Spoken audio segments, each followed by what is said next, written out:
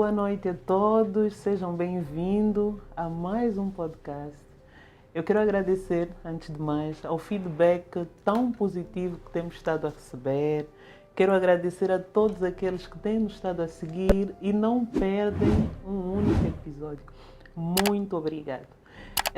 Esse é mais um dos vossos podcasts, nosso, né? Podcast de arquitetos.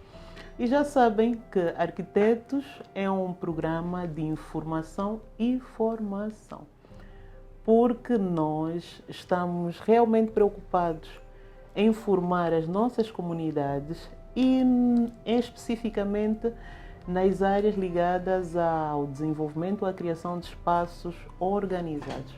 Espaços organizados, não estamos a nos cingir às edificações, mas estamos a falar de espaços que vão desde o ordenamento do território até a concessão de edifícios, habitações, entre outros da mesma natureza. Portanto, nós, em todos os nossos episódios, trazemos aqui convidados do mais alto nível do país e para mim é sempre uma honra porque aprendo que intervêm nesses processos. E estamos a falar da construção civil, estamos a falar de outras áreas ligadas ao setor, urbanismo, arquitetura, indústria e afins. Seja bem-vindo, portanto. No programa de hoje vamos abordar um tema que para mim é de grande importância, sem desmerecer todos os outros temas que temos vindo a abordar, mas é um tema que envolve vidas, acima de tudo, porque o exercício destas atividades expõe sempre os profissionais, as pessoas de um modo geral, a um determinado risco. Então, hoje vamos falar de estratégias para promover um ambiente de trabalho saudável em canteiros de obras e também em indústria. Portanto, vamos falar de segurança, de higiene no trabalho. Eu tenho aqui, pela primeira vez, eu preciso frisar isso, porque é pela primeira vez, e estamos de parabéns, duas senhoras e engenheiras, a quem eu vou desejar muito obrigada, bem-vindas, antes de mais, e agradecer pela vossa coragem. E eu digo coragem porque não é fácil trazer mulheres. Primeiro é que o próprio mercado de trabalho existem mais homens, isso é um fato, do que senhoras. E por outro lado, eu pelo menos vou sentindo que as senhoras tendem a ser mais retraídas para aquilo que é a comunicação, enfim, de várias ordens, sobretudo a nível de filmagens, televisão, entre outros aspectos. E muitíssimo obrigada. Portanto, eu tenho aqui duas convidadas especiais, e aqui é mesmo duplamente especiais em relação a todos os outros convidados. Vou puxar mesmo a brasa às senhoras, que é a engenheira Conceição e a engenheira Susana. Sejam bem-vindas. Ambas as engenheiras possuem experiência de muitos anos nessa área, são já profissionais séniores, né? São team leaders, né? Que é muito interessante, e contribuem seguramente nos setores onde desenvolvem suas atividades para a preservação mesmo da saúde dos profissionais. Então, mais do que eu vos apresentar, eu vou pedir que se apresentem e deixar aqui a nossa questão padrão, que essa questão mesmo é padrão. O que é que as motivou e como é que chegaram a esta área? Engenheira Susana, por favor, tenha a bondade. Olá, muito obrigada mais uma vez pelo convite. Com certeza, como disse, somos um bocadinho acanhadas. Eu, pelo menos, não gosto muito de aparecer em TVs e nem rádios, mas gostei do desafio e como estou a desafiar-me também a sair da zona de conforto, cá estamos. Eu chamo-me Susana Oliveira, sou uma mulher negra, 1,74 m de altura. No momento estou vestida de um blazer preto, uma blusa azul clara e uma calça cor-de-rosa, pink, por assim dizer. Eu gostei de frisar 1,70 m, porque quem nos vê fica sem saber, mas é alto, é baixo. Exatamente, tenho 1,74 m de altura. Ok. E várias vezes nós vamos acompanhando, as pessoas estão sempre sentadas, depois nos deparamos ao vivo e a cores, mas pá, eu achava que era mais alto, que era mais baixo. Assim já fica aqui a ideia de que a engenheira 1,70 m está um bocadinho acima da média. É verdade, é bom. é verdade. É.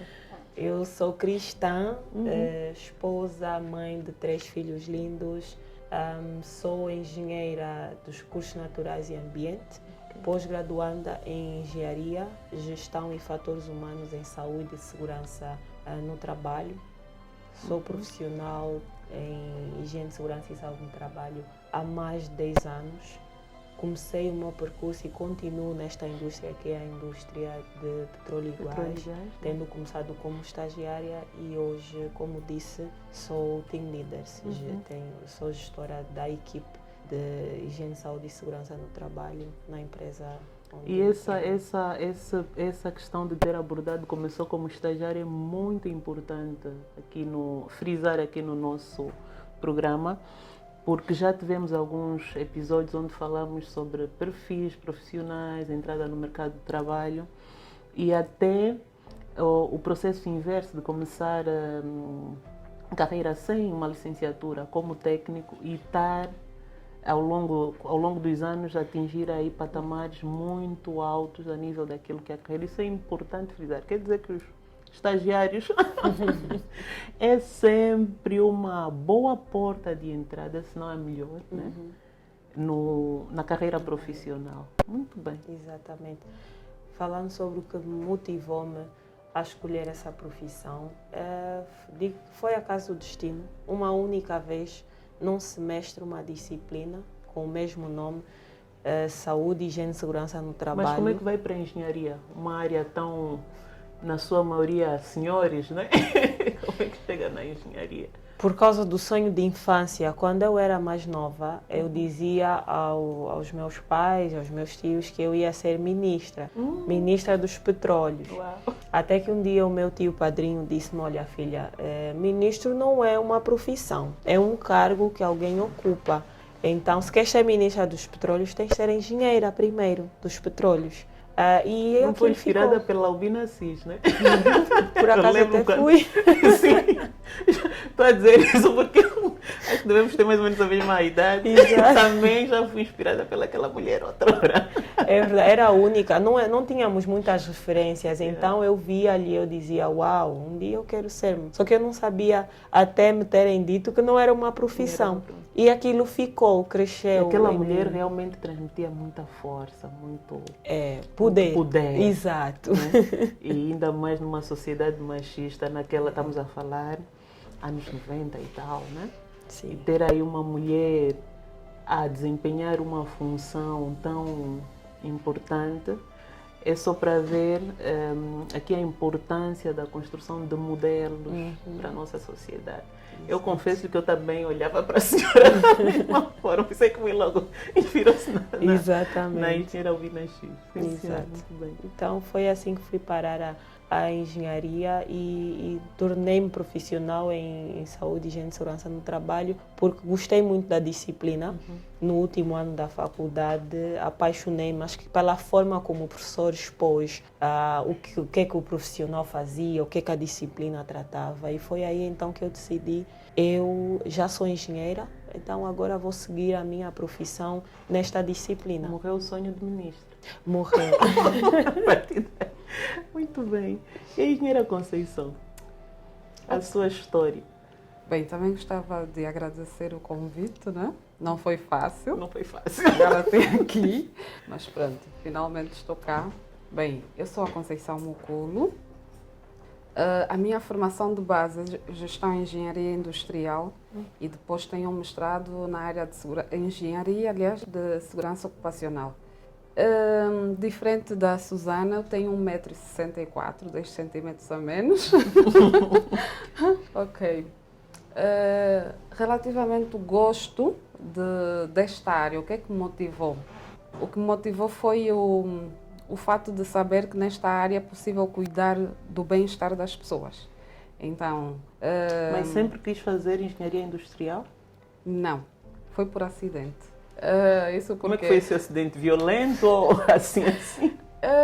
Foi quando fui à faculdade fazer a inscrição, queria um determinado curso, cheguei lá, o curso já não tinha disponível. E havia este, que era o Gestão em Engenharia Industrial. E qual era o curso? A Gestão de Empresas. Completamente. Exatamente, completamente o oposto. Pronto, mas o diretor do curso, ele foi tão cativante na explicação que deu sobre o curso que eu fiquei simplesmente fascinada. Disse, ok, tá bom, vamos arriscar. Tu vendeu o sonho. Isso também traz à reflexão algo muito interessante, né? Às vezes nós projetamos algo, temos um sonho de infância. Aliás, nós temos tido aqui vários convidados que sonhavam uma coisa e depois foram parar nas áreas técnicas. E quando nós perguntamos, mas então, sente-se defraudado, gostaria de voltar atrás, dizem, não, apaixonei-me. Né?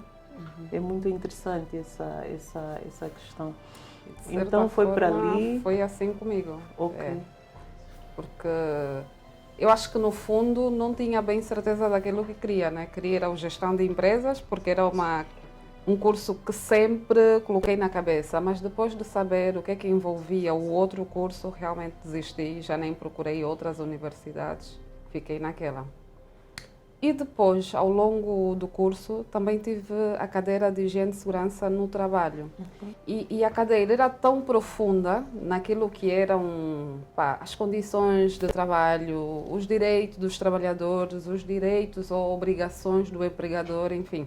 Era tanta coisa que eu disse, bem, se tiver que fazer alguma coisa, se calhar depois dessa formação, vou ingressar nesta área. Você já vai mergulhar profundamente. Exatamente. E pronto, mas foi até não no sentido de trabalhar na construção, mas numa outra área, mas que tivesse ligada à higiene e segurança. Pronto, e depois terminei a licenciatura, fui para o mestrado, que foi o mestrado de segurança ocupacional, e pronto, terminei. Como é que vai parar a construção civil? Construção. Pois, isso também foi assim um percurso. Não bem acidente, mas quase. Eu quando comecei nesta área, comecei com segurança contra incêndio, que é uma outra área que eu gosto bastante. E trabalhei durante algum tempo nesta área, só que depois tive que regressar a Angola. E o meu primeiro emprego era no sentido de estar a fazer higiene e segurança numa empresa de prestação de serviços. Só que, entretanto, aquilo não aconteceu. E eu já estava cansada de ficar fechada num escritório, sem fazer aquilo que tivesse mesmo a ver com a área. Pronto, teve um dia que resolvi mandar currículos. Chamaram-me na empresa em que estou até hoje. E pelo que eu tenho visto, já tive a oportunidade de estar com a engenheira em situações de trabalho. Uma senhora detalhista, e acho que essa vossa área tem a ver um bocadinho com isso, com a questão do detalhe. Angola e a questão saúde, higiene e segurança no trabalho. Qual é a análise que vocês fazem do nosso país relativamente, em função dessa longa experiência que vocês já têm tido, né? Quer no setor óleo e gás, né? E quer no setor da construção civil. Qual é o diagnóstico que vocês fazem? Vou falar na perspectiva do setor de óleo e gás, que não só prende-se no cumprimento da legislação local, mas também da legislação internacional por conta do caráter das atividades que nós desempenhamos, dos clientes, a característica dos clientes e as exigências que a própria indústria tem. Então, pronto, algumas empresas cumprem mais do que outras, isto também em função das cobranças que o nosso próprio contexto aplica. Não é? Em função também das exigências de cada cliente. uns são muito mais exigentes, outros nem tanto. Uns importam-se mais com os resultados, outros realmente importam-se com a reputação e os processos que são aplicados em cada empresa a nível de saúde, higiene e segurança no trabalho. Eu olho para esta questão como uma questão mais tipificada por cada segmento e não estruturada a nível local e nacional. A nossa legislação ainda carece de mais incremento, de mais força, não é? Para que seja nivelado a nível de todas as indústrias e não simplesmente dizer, olha, o setor petrolífero vai seguir assim, o setor... Embora tenhamos o decreto 3194, não é, que estabelece o sistema de saúde e segurança no trabalho, mas ainda sinto que carecemos de um... Então, sobre essa perspectiva, vão mais para as normas internacionais, naquilo que a nossa legislação é omissa e tal, vão mais para a legislação internacional. Certo, nós temos muitos decretos, o 3194 é muito forte do sistema e tem que ser cumprido, cumprimos, temos alguns outros da sinalização, porém, quando sentimos que a nossa legislação não consegue suprir determinado aspecto, como por exemplo a gestão de químicos, a nossa legislação não tem assim tantas normas e tantas diretrizes sobre como devemos geri-los, nós acabamos recorrendo à legislação internacional para não ficarmos em falta. Ainda tem a questão ambiental, não é? Exato. Também é vista. Exato. E do ponto de vista dos canteiros de obras, não é? Pois, dos canteiros de obra, isso realmente continua a ser um grande problema. Como é que o país não é? está? Não posso falar pelo país todo, mas por aquilo que, pelas obras em que já participei, já tive a oportunidade de participar. E eu percebi que não foram poucas. São Por algumas. exemplo, eu tenho aqui o data center, projetos de data center, né?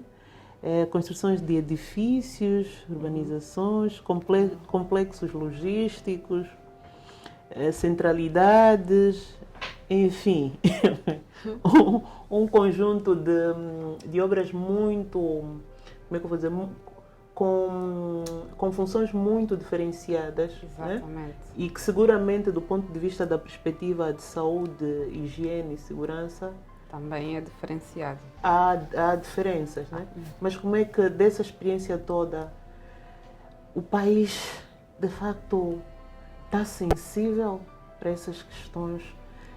Do ponto de vista de contratos, há a sensibilidade da entidade contratante e do empreiteiro ou os outros intervenientes sobre esta questão, ou temos que andar com puretes acima de todo mundo? Pois, eu acho que ainda precisa ser trabalhado muito este tópico. Primeiro é que, para além das questões legais, né, como já se falou aqui de decretos, temos alguns sim, mas também temos muita carência. E na construção temos o facto de que a maior parte das situações acabamos recorrendo sempre à documentação estrangeira, que de certa forma são viáveis e são utilizadas, né? As entidades acabam sempre cumprindo. Mas eu acho que na parte do contratante deveria ter essa sensibilidade, né, na realização do contrato, estabelecer, olhar um bocadinho para a legislação, o que são as obrigações do próprio dono de obra, né, tanto com o empreiteiro, para com os trabalhadores que farão parte desta empreitada, e depois então disso vem a outra parte que faz o acompanhamento do cumprimento dessas regras ou procedimentos implementados. E o que tem se verificado, infelizmente, dependendo do tipo de cliente, temos ou não cumprimento. Porque existem aqueles donos de obra que existem, por exemplo, ligados aos petróleos, que acabam sendo muito exigentes, né? E quando há essa exigência... Acho que é o setor mais exigente, mais forte, né? Sim. Essas questões. Exato. Porque se sairmos ali andando pela cidade de Luanda, por exemplo, nessa componente dos canteiros de obras, nós vamos ter situações muito desafiadoras desde a obra do Pacato Cidadão Exatamente. até as obras já de outro nível. Exato. E aqui é um alerta ao nosso espectador para não achar que nós estamos a falar de assuntos que só são de nível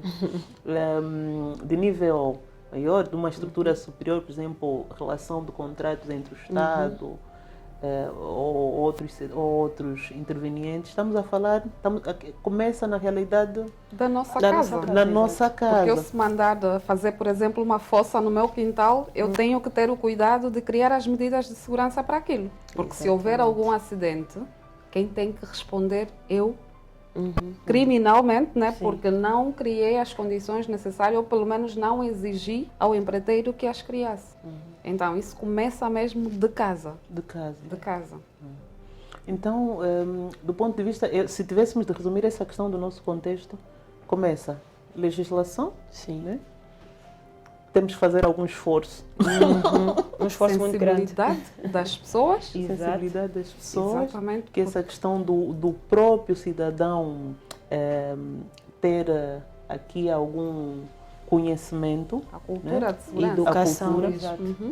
E olhando agora na componente mesmo prática eu gostaria que fizessem aqui uma abordagem para situar os nossos telespectadores. Quando nós falamos de saúde, higiene, segurança no trabalho, que começa lá em nossa casa, estamos a falar de quê? Bom, Pessoas que têm que estar saudáveis. Assim, então nós estamos a falar de quê, né? nós estamos a falar de um conjunto de normas e de práticas para garantir, assim bem simplificado, normas e práticas que garantam a saúde no verdadeiro sentido, não só a ausência de doenças, porque muitas vezes achamos que a saúde é só a ausência de doenças, não é? A saúde e a própria segurança no ambiente laboral. Por exemplo, quando nós criamos políticas para a saúde mental dos nossos funcionários, está dentro da disciplina da higiene, saúde e segurança no trabalho.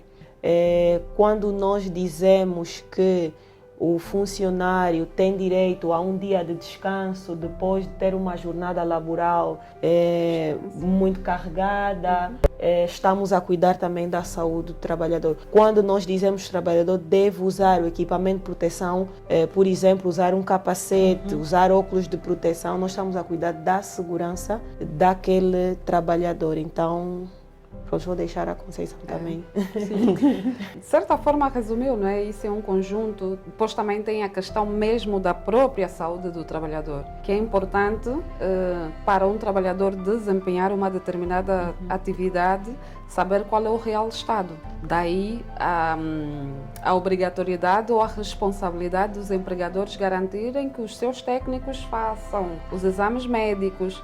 E esses exames devem ser feitos logo no ato da entrada, né? Porque é ali que se descarta qualquer possibilidade de existência de alguma patologia, enfim.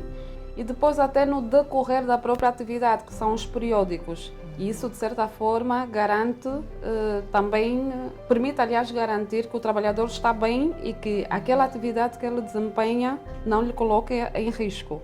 Então, é isso e tudo aquilo que a Susana já disse, são vários fatores. Agora, né? recaindo, particularizando a questão do canteiro de obra e do setor, qual é a vossa atuação como é que eu vou dizer, nessas áreas específicas? Qual é o que é que a saúde, segurança e higiene do trabalho faz, por exemplo, num canteiro de obra? Porque é que é importante, que ações são feitas no caso do setor industrial também, o que é feito, e se calhar aqui no caso dos canteiros de obras, vamos mesmo olhar para aquilo que é a obra da minha casa, Jamila, a obra do meu bairro, e depois os grandes projetos que o país tem, do ponto de vista de desafios. Boa. Né? Olhando para o contexto de canteiro de obras, porque eu já estive inserida nestes contextos, onde nós precisávamos fazer a extensão da nossa planta, vou dizer, é muito desafiador. principalmente porque muitas empresas têm técnicos de segurança porque precisam de ter só para cumprir o regulamento. Exatamente. E não propriamente porque compreendem a necessidade de haver aí alguém que tem conhecimento, que sabe fazer um mapa de riscos. Não só os riscos fixos. No canteiro de obra, os riscos são ocasionais. Na casa da Jamila, na casa da Susana da Conceição, se vamos fazer uma obra, existem N imprevistos. Nós podemos até dizer, o empreiteiro vai dizer, olha, eu vou precisar cavar esse buraco, X diâmetro e tal, e de repente ele encontra-se com um fio, uma conexão elétrica.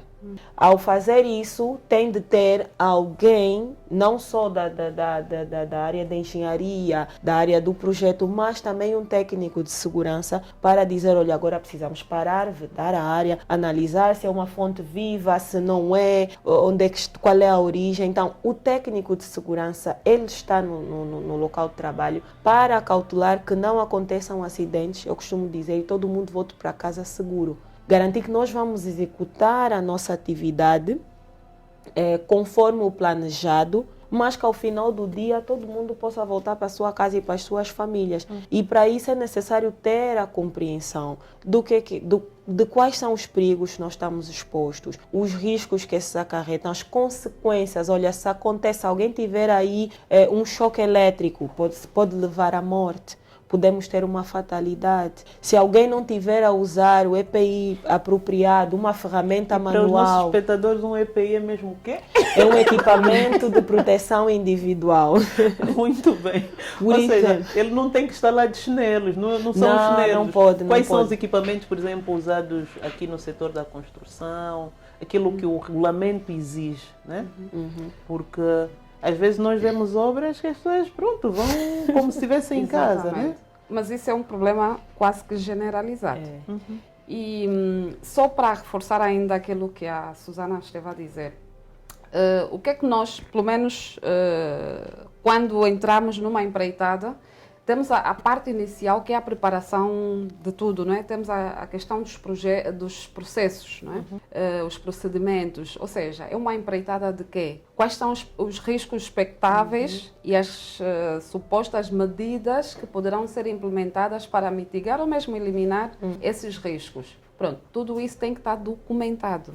Daí que vem a necessidade de existir um técnico do outro lado qualificado, porque se for alguém que só está por estar, nunca terá capacidade nem de produzir, nem de interpretar qual é a real função dele naquela empreitada. Então, quando nós temos essa preparação, depois é muito mais fácil implementar, claro que... Mas, por exemplo, do ponto de vista dessa parte documental, né? E isso estamos a falar, se calhar, de projetos maiores, né? Que tipo de documentos nesta fase inicial são importantes? Assim, nós quando falamos de um projeto que já envolva mais de 50 trabalhadores, já há essa necessidade dessa preparação, né? Que tipo de documentos? Por exemplo, o manual de segurança, onde o técnico de segurança tem que dar uma breve explanação do que é que vai acontecer, que tipo de empreitada é que é, os possíveis riscos, as medidas, as ditas avaliações de riscos, né? As avaliações de risco. Depois tem a parte documental da própria empresa. É preciso ter a certeza de que a empresa está mesmo autorizada a exercer aquela função, porque o que às vezes acontece são pessoas que dizem que têm capacidade de e, no entanto, não estão qualificadas ou autorizadas para isso. Pronto. Ver a questão documental da própria empresa. Outra questão que também é fundamental, os seguros. Né? Seguros de acidentes de trabalho. Isso é um seguro muito importante. Isso por quê? Porque às vezes os acidentes, mesmo naquelas obras em que supostamente têm as medidas todas controladas, podem acontecer. Nós nessa sala podemos ter um acidente, não é? Pode não ser causado de forma propositada, mas pode acontecer. Então, se tivermos assegurado, isso acaba por ser uma mais-valia, quer para a própria empresa como para o trabalhador. Porque existem vários custos, os ditos diretos e indiretos, relacionados com os acidentes que podem comprometer muita coisa. E o risco mesmo maior de perder a vida, né? A vida, exatamente. Esquece aí. Exato. Sim. Não há nada que pague isso. Exatamente. Mas, por exemplo, isto, e no setor, por exemplo, no setor industrial de óleo e gás, quais são as documentações primárias que devem ser salvaguardadas? Partindo do princípio que a empresa já existe. Bom, vamos supor que é uma empresa que já existe, é uma empresa que já opera. Tem um projeto novo. Este projeto tem um líder, né, de engenharia e tem um gestor de projeto. E o projeto vai reunir pessoas de multidisciplinas e um deles, se não um dos mais importantes, que é sempre requerido, é o de saúde, higiene e segurança no trabalho. Por quê? Porque, com base no procedimento, como disse a Conceição, a engenharia vai preparar um procedimento, por exemplo, de montagem de uma peça. Com base nos pontos de cada tarefa que vai ser desempenhada, nos procedimentos, o técnico ou o profissional de segurança no trabalho vai olhar, vai identificar os perigos, os riscos, vai desenvolver, não é, a matriz de perigos e riscos para aquele projeto específico e vai desenvolver uma avaliação de risco para cada uma daquelas atividades. Imagine que vai fazer uma operação de levantamento de carga. Aquela operação tem de ter uma avaliação de risco, aonde eu vou estabelecer, não é, regras para a pessoa que vai realizar a atividade. Dizer, olha, por favor, na preparação, acautele que verificou que o equipamento de içamento é capaz, não é, a linha de levantamento tem a capacidade maior do que a carga que vai levantar. Se for uma grua também, verificar se a grua está certificada, verificar que o técnico tem competência, está treinado para manusear uma grua. Então, todos esses aspectos, eles são tidos em conta quando precisamos executar um projeto e as nossas atividades diárias. Eu, por exemplo, da experiência que vou tendo pelas obras, né, que é mais a minha realidade, eu noto que às vezes há de facto essa questão primária de reunir os documentos, mas a maior dificuldade está de facto nessa questão, na consciência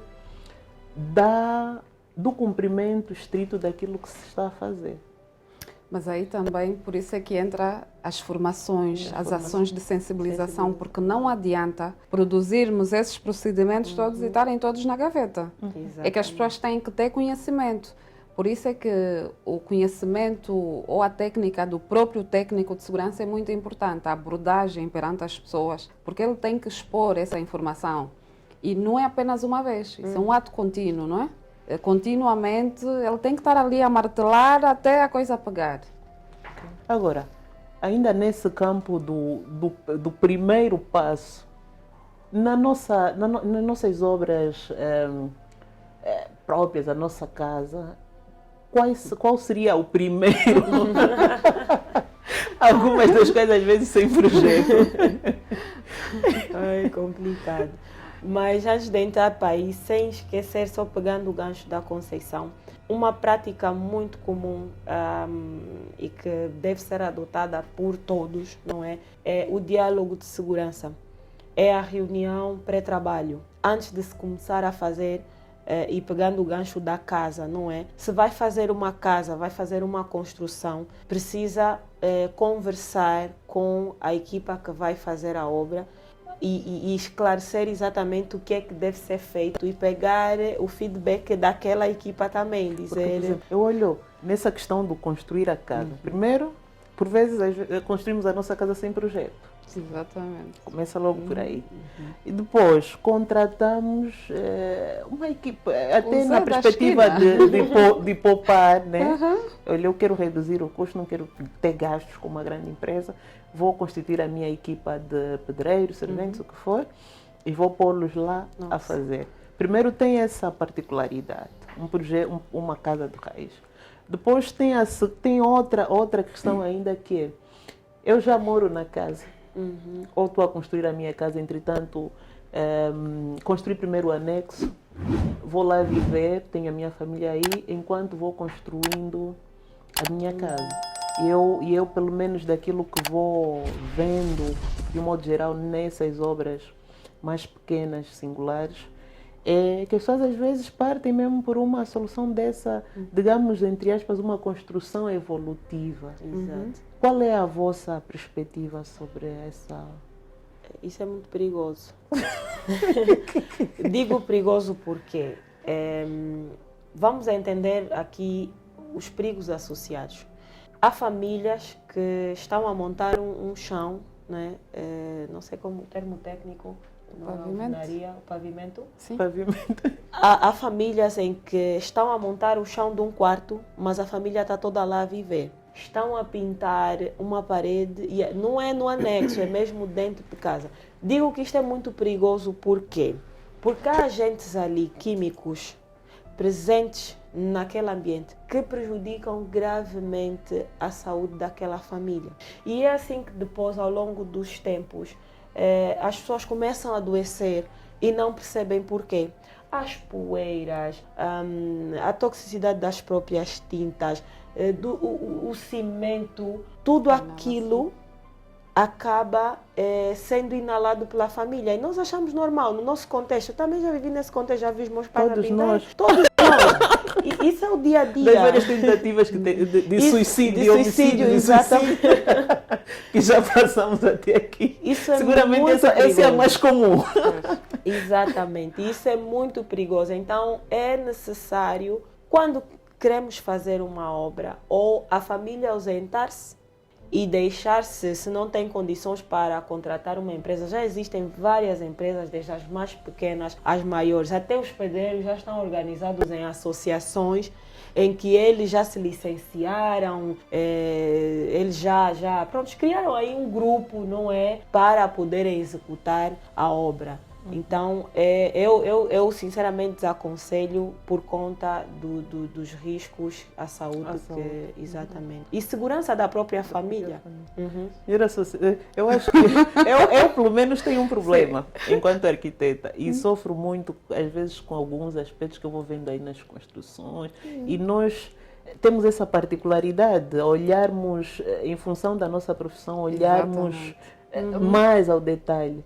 Eu acho que deve dar vontade de chorar quando passa ali numa habitação. É triste, mas também entendo o outro lado. O contexto. Porque exato. assim, não é muito fácil uma família que é bastante pobre contratar até aquele pedreiro que já tem a sua associação, não é? O custo deste é bem mais elevado do que o Zé da esquina. Então, se calhar, eu particularmente não optaria, se calhar, por eliminar isso, né? Mas as pessoas deviam informar-se mais. Eu vou construir a minha casa, há cuidados que eu tenho que ter. Quais são? Porque também se houver um acidente grave naquela casa, o proprietário é responsável, né? Se eu tiver a construir uma casa de 2 andares e alguém vir de lá de cima para baixo... Mas é responsável o proprietário ou o pedreiro? Neste caso, de quem é a responsabilidade? O dono dobra, o dono é o responsável. responsável. É o responsável. Então não vale a pena prender o pedreiro. O pedreiro também poderá ter a sua cota de responsabilidade, mas o dono dobra também, porque ele deve garantir as condições naquele local, como proprietário, né? Então, se ele não zela, não obriga, não faz nada, ele tem responsabilidades nisso. Então, essas pessoas que têm esta necessidade, né? Porque eu contexto, acho que geral, exatamente, né? Geral. Deveriam se informar, né? Informarem-se mais, porque costuma-se dizer que o saber não ocupa lugar, né? Do mesmo jeito que pesquisam sobre os materiais que vão utilizar, também modelo podem, da casa. exatamente, podem olhar um bocadinho para esse lado da segurança, bem, o que é que eu posso fazer para melhorar as condições desses Mas, por trabalhadores? exemplo, Conceição, por exemplo, do ponto de vista de construção civil da nossa casa, nós sabemos que é a questão, o reservatório, a fossa, as alvenarias, entre outros aspectos. Quais são os riscos que identificas? E como é que podemos ajudar aqui a nossa população? Como é que podemos dar aqui esse nosso contributo?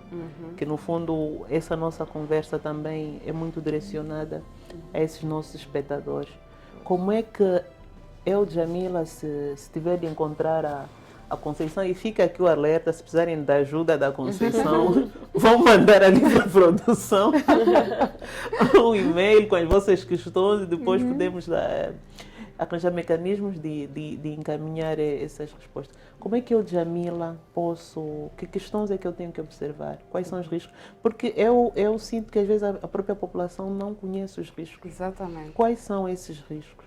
Por exemplo, em grandes obras, né, ou obras de grande dimensão, a primeira coisa que se faz é a vedação do local. Só isso já é muito importante. Por quê? Porque vai impedir que pessoas que não estejam afetas ao projeto acederem àquele local. Então, os que vão estar a trabalhar ali são as pessoas que conhecem. E mesmo assim há riscos.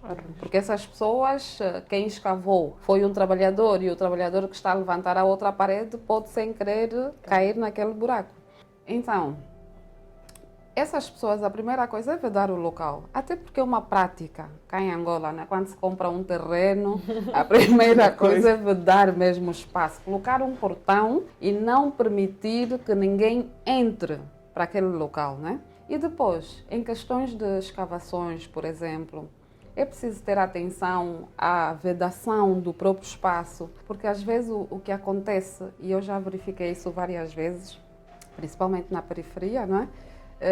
Temos fossas céticas em que só colocam simplesmente uma tábua por cima. E não há nada a indicar que naquele sítio é um piso em falso, né? Depois eu venho da minha desbunda já com sono e com outras coisas mais. Pois. E é capaz eu estou-me a lembrar de situações infelizes, né? Não sei se será um dos motivos, de pessoas, famílias que encontraram o seu ente, por exemplo, numa fossa e tal, né? E que depois não se sabe se foi um acidente, o que aconteceu.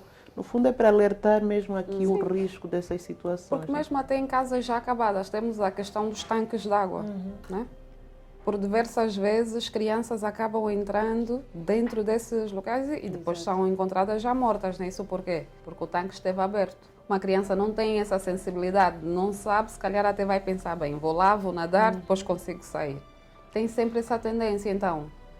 Os proprietários, os pais têm que ter mesmo essa responsabilidade. Estão a fazer um buraco em casa, vedem o buraco. Se tiver que tapar, tem que ser um material robusto, que alguém consiga ir lá para cima e não há o risco de cair. Por exemplo, eu estou-me a lembrar também de um outro risco que é, e já aconteceu, já vimos notícias, em que a família estava a dormir, estava em curso uma obra de uma parede e a parede de noite tombou, desabou. Quem diz parede, diz coberturas, diz essa questão que vocês falaram do risco de intoxicação por inalação de poeiras, de gases, né? Enfim, vai até materiais inflamáveis que às vezes deixam lá na obra e de repente ouvimos um incêndio. Exato. E um desses problemas, por exemplo, as garrafas, né? O rótulo nas garrafas é muito importante. Nós estamos, porque às vezes temos a tendência de trocar materiais, né? Temos aqui o gasóleo e queremos dividir em vários. O que é que custa pegar num papel e pegar numa fita cola e colar? Só isso já faz toda a diferença. E nessa questão, por exemplo, do desabamento de paredes, né? Quando há escavação, quando há circulação de equipamentos, é preciso garantir que haja um perímetro de segurança para que as vibrações não afetem aquela parede, porque senão vai mesmo acontecer um desabamento. E então, quem está a fazer a obra precisa informar-se. Não precisa de ser um técnico perito, mas há aí cuidados essenciais que devem ser... Engenheira Susana, e nesses casos específicos dos riscos que nós abordamos nessa questão da habitação, né? Quais são, para além dessas sugestões que a Conceição disse, quais são algumas contribuições que nós podemos deixar aqui para os nossos espectadores quando vão fazer essas obras? Para além de vedar, ver profissionais habilitados e com experiência.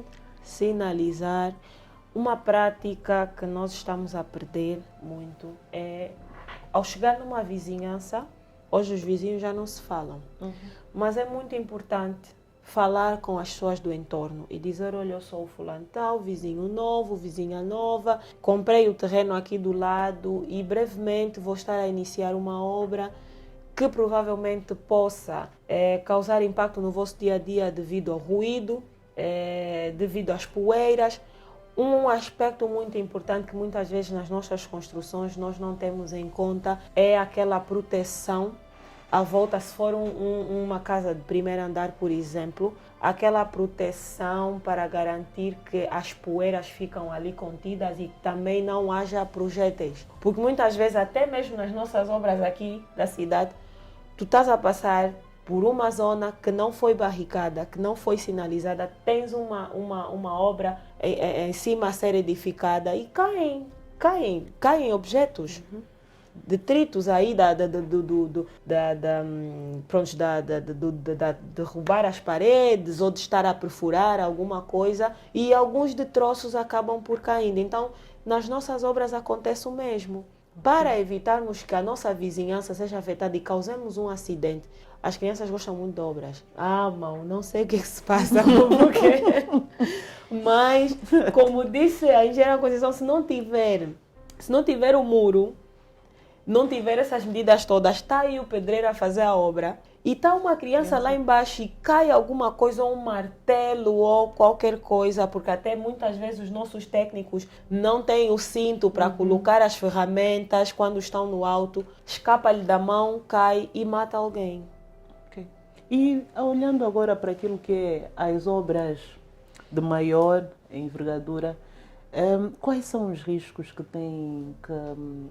que são habitual ver nesse tipo de construção, engenheiro? Bem, são vários. Trabalhos em altura, escavações profundas, valas abertas, sem qualquer proteção. Depois também temos a questão elétrica, que às vezes os ditos gatos, né? Que as pessoas não têm cuidado, acham que podem isolar dois fios com saco plástico e está bem, fica assim. Tomadas ou fichas sem o conector correto, enfim, são vários os riscos. E depois tem o outro lado, que também às vezes acontece muito, que é a questão da saúde e bem-estar dos próprios trabalhadores. Mas quando falamos, por exemplo, de vigilância médica, estamos a falar de quê? O que é que o funcionário em si tem que ter nesse ponto de vista? Pois, estamos a falar do controle da aptidão médica, ou os exames de aptidão médica. E esses exames são feitos em função da atividade que o trabalhador desempenha. Por exemplo, um trabalhador que esteja exposto diariamente à poeira, né, tem exames específicos que deverá fazer, porque a poeira pode trazer várias doenças pulmonares, enfim. Então, esse trabalhador de X em X tempo deve ser controlado, deve fazer esses exames para saber como é que ele está, se é preciso monitorar ou controlar, porque às vezes até há necessidade de trocar o trabalhador de função. Conceição, ouvindo isso, eu só consigo pensar, temos muito trabalho. Muito. Muito trabalho. O que nós vemos longo. nas nossas obras, às vezes ter aquela parte formal da documentação só por ter, e aquilo que é a realidade prática da coisa, Está muito aquém. Está muito aquém. Está muito aquém. E há o fator de as próprias empresas, muitas, não prestarem atenção a estes fatores, que são considerados muitas vezes como detalhes, como capricho do técnico de segurança. Eu não preciso fazer isso, não preciso.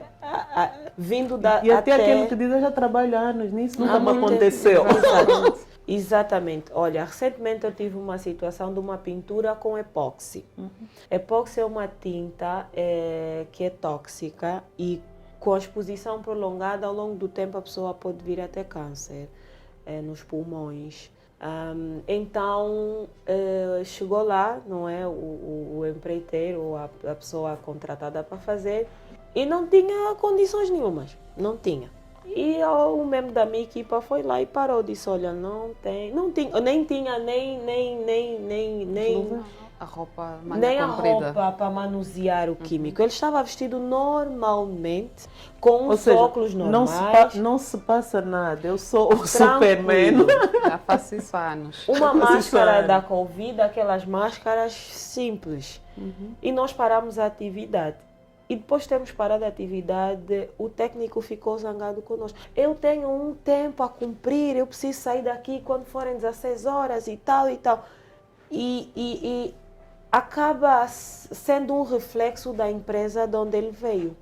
Porque uma empresa comprometida com a saúde e segurança dos seus trabalhadores, primeiro, além dos manuais, além da política, que é muito bonita e tal, garante que todos os seus trabalhadores estão informados acerca da disciplina, o que é, para que serve. Porque o resultado final disso é que o trabalhador vai desempenhar as suas funções de uma maneira segura.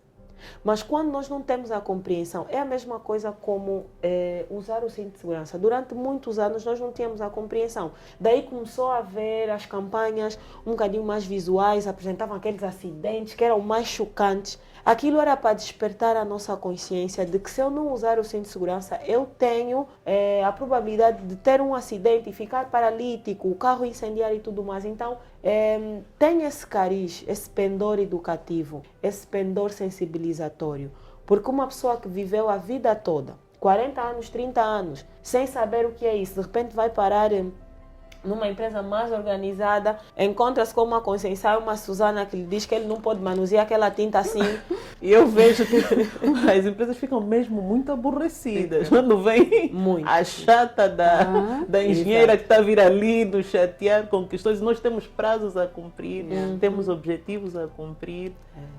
É mesmo. Só para reforçar ainda sobre esse aspecto, de forma a tentarmos minimizar isso, nós internamente o que é que fazemos? Quando há uma atividade crítica, né, em que há riscos acrescidos, nós pedimos um procedimento específico. E esse procedimento é elaborado por quem vai fazer, ou o técnico de segurança, que depois tem que passar ao subempreiteiro, se não forem eles a fazerem, né? E toda a gente tem que estar dentro do assunto, porque quando ele vier, ele já tem que saber o que é que tem que trazer. A nível de equipamentos, o que é que ele deve estar vestido, né, para utilizar? E se não tiver, aí temos autonomia para chegar e dizer não. Enquanto o senhor não criar as condições daquilo que está especificado no documento, esquece, não está autorizado a fazer o trabalho. A Susana falou de uma questão que para mim chamou-me a atenção. Para os cintos de segurança, acho que o mundo todo e Angola em particular fez campanhas muito interessantes, né? E noto que nessa área em que, do ponto de vista até das políticas públicas, né, em que há desafios grandes do ponto de vista de construirmos o país, né, eu noto que há uma ausência muito grande de comunicação sobre esse aspecto. Se nós sairmos e andarmos pelas milhares de obras que andam pelo país, só mesmo para fazer um diagnóstico. Vamos vamos só ainda ali ver o que acontece. E eu vejo que isso não tem só a ver com como é que eu vou dizer? Não é só questões de desleixo com o assunto, mas é questão de desconhecimento. Porque, por exemplo, um administrador municipal que sabe que vai haver obras no seu município, por vezes desconhece também essa questão da higiene, saúde, segurança no trabalho. E às vezes há empresas também de pequeno porte que também desconhecem no nosso contexto. E a questão da sensibilização, de que forma é que nós podíamos contribuir e se calhar aproveitar aqui os minutos que nos sobram, como eu vos disse, passam muito rápido. De que forma é que nós deixamos aqui algumas dicas, né, para a população e para esse setor mais a nível macro, em particular as nossas administrações municipais. Quais são, assim, alguns detalhes que nós podemos deixar, assim, muito rápido para cuidados que eles devem ter, né? Bem, Eu particularmente não alegaria muito a desconhecimento, até porque essas entidades existem áreas técnicas, né? Para a construção e não só, onde tem elementos que conhecem. Né? Eu acho que aí seria mesmo a responsabilização das pessoas, porque nós acabamos sendo muito negligentes. É aquilo que dissemos inicialmente. Quando é uma empreitada do ramo petrolífero, temos uma postura.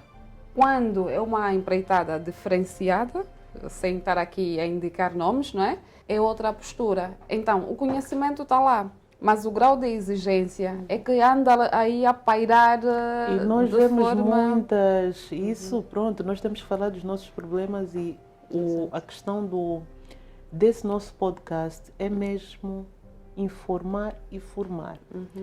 Nós vemos, e eu já cometi esse erro, né? Não falo só de outros, eu mesma já cometi esse erro também. Vemos muitas imagens que passam nas redes sociais, até na comunicação social, de visitas a obras em que as pessoas não estão devidamente... Isso choca-me profundamente. Eu estou farta de levar com isso. Estou farta. Imagina. E agora imagino que ele chegar um administrador não sei de onde, com uma administradora, aliás, com uma sandalinha e avançar assim para o meio da obra. Imagina agora esta senhora encontra um prego virado e pisa naquilo. Lembro-me de um vídeo que passou fica? em tempos de uma... Acho que foi na Índia, um país assim qualquer, que a senhora foi visitar a obra pública e caiu na vala. Não sei se vocês viram. Foi um vídeo que rolou até em alguns grupos onde estou. Com certeza a empreiteira foi culpada. Não varreu. Yeah.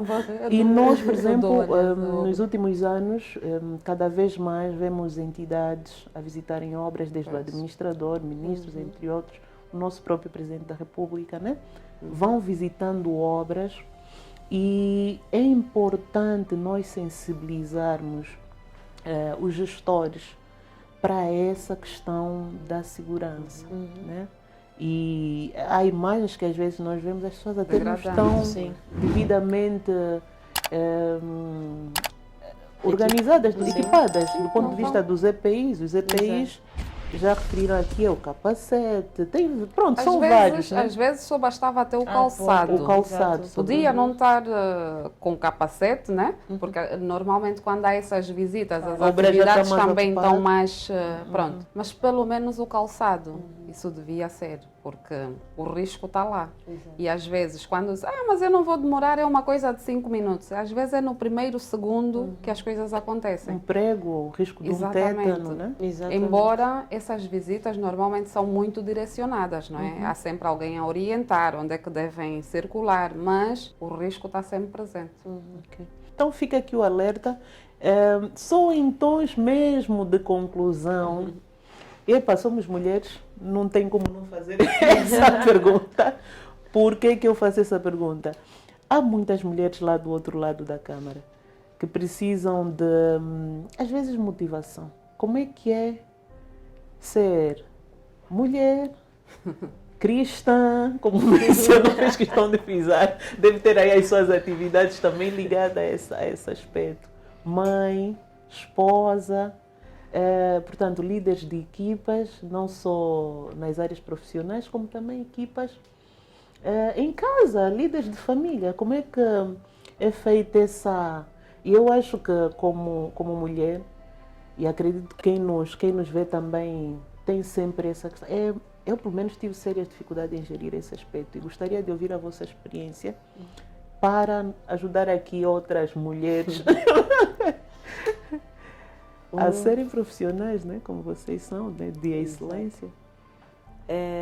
As mulheres têm muito medo de assumir o desafio da engenharia, ainda mais na profissão que nós exercemos, porque ela, além de acarretar grandes responsabilidades, eu costumo dizer aos meus colegas, se alguém morre aqui, eu vou responder criminalmente. Eu não quero ser essa pessoa que vai responder criminalmente.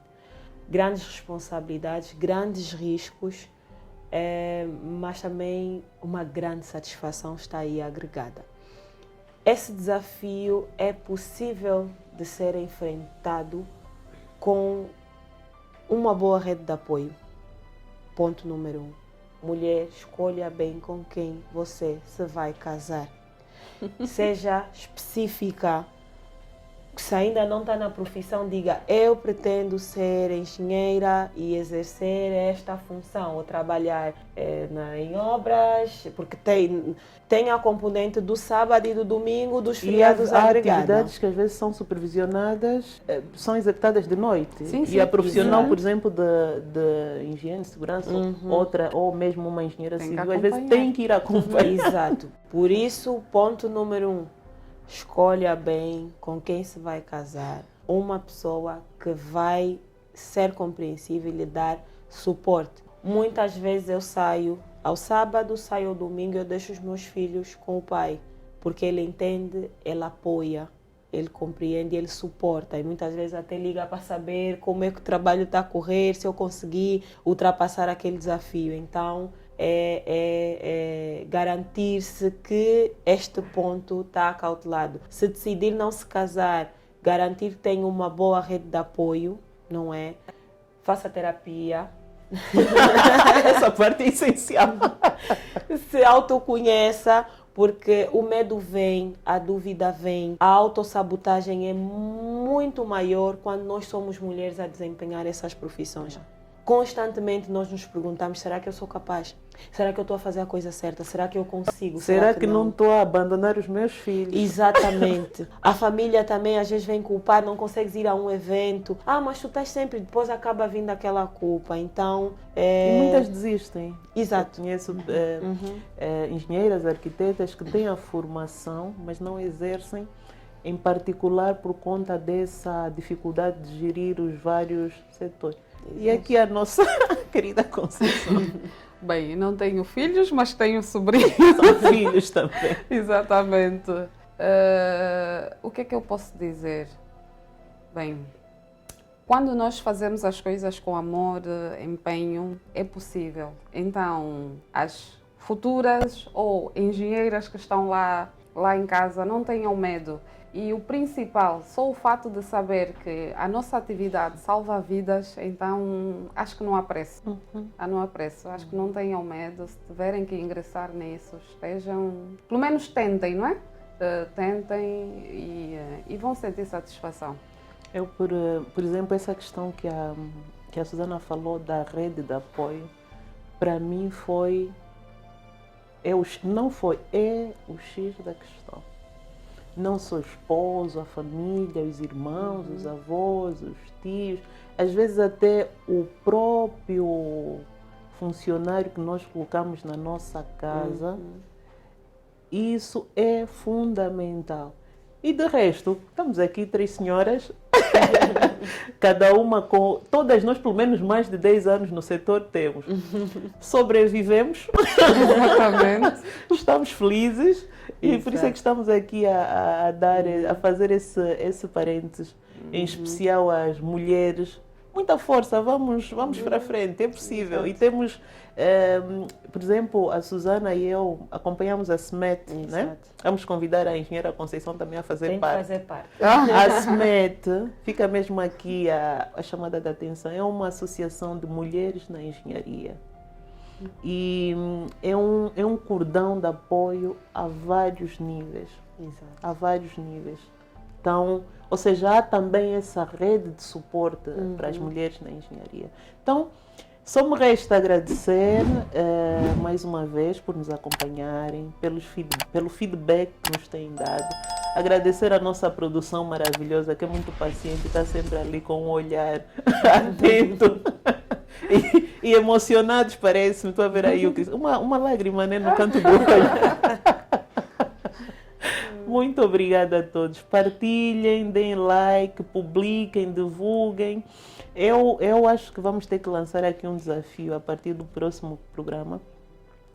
Os nossos espectadores nos mandarem ali um comprovativo, a prova de pelo menos 10 partilhas que fez.